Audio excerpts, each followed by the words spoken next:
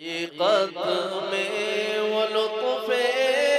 زندگی پایا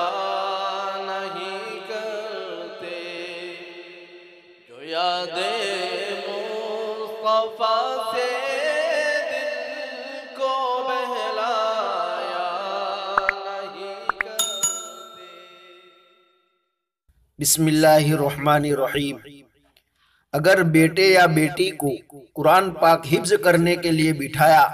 اور وہ حافظ بن گیا یا وہ بیٹی حافظہ بن گئی تو حدیث پاک کا مفہوم ہے کہ اللہ تعالی قیامت کے دن اس کے ماں باپ کو نور کا ایسا تاج پہنائیں گے کہ جس کی روشنی سورج کی روشنی سے بھی زیادہ ہوگی، بلکہ سورج کسی کے گھر میں آ جائے تو اس گھر میں اتنی روشنی نہیں ہوگی جتنا اس نور کے بنے ہوئے تاج میں سے روشنی ہوگی۔ لوگ حیران ہوں گے، پوچھیں گے کہ یہ کون ہے؟ ان کو کہا جائے گا کہ یہ تو انبیاء بھی نہیں، شہداء بھی نہیں، بلکہ یہ وہ خوش نصیب ماں باپ ہیں جنہوں نے اپنے بیٹے یا بیٹی کو قرآن پاک حفظ کرایا تھا۔ آج اللہ تعالیٰ نے نور کے بنے ہوئے تاج ان کے سروں پر رکھ دیے ہیں، تو دیکھا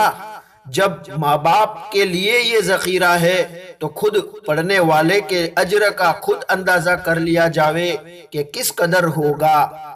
حضرت انس رضی اللہ تعالی عنہ نے حضور اقدس صلی اللہ علیہ وسلم کا یہ ارشاد نقل کیا ہے کہ جو شخص اپنے بیٹے کو ناظرہ قرآن شریف سکھلاوے اس کے سب اگلے اور پچھلے گناہ معاف ہو جاتے ہیں، اور جو شخص حفظ کرائے اس کو قیامت میں 14ویں رات کے چاند کی مانند اٹھایا جاوے گا اور اس کے بیٹے سے کہا جاوے گا کہ پڑھنا شروع کر۔ جب بیٹا ایک آیت پڑھے گا باپ کا ایک درجہ بلند کیا جاوے گا، یہاں تک کہ اسی طرح پورا قرآن شریف پورا ہو۔